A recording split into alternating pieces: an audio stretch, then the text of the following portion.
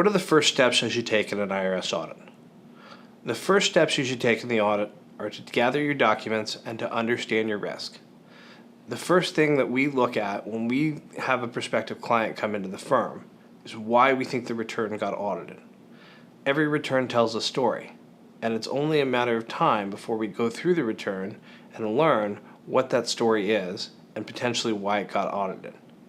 In speaking with taxpayers, what we often find is that people either lack the records to support their return, or the story that the return tells doesn't make a lot of sense, or it at least poses some additional questions that somebody would want to ask.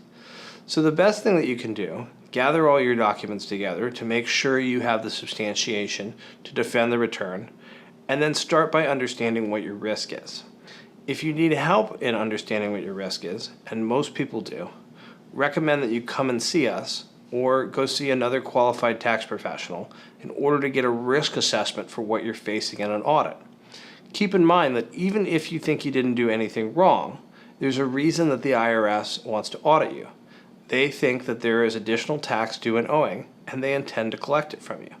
So in understanding what their motivation is for auditing you, or potentially what they could be after, and by addressing that issue in advance, you're going to go a long way to mitigate the consequences of the audit.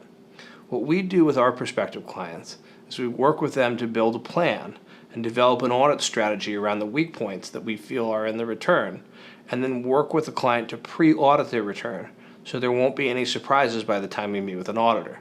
By doing that, we can really mitigate their risk and their cost exposure when the IRS gets a hold of the return.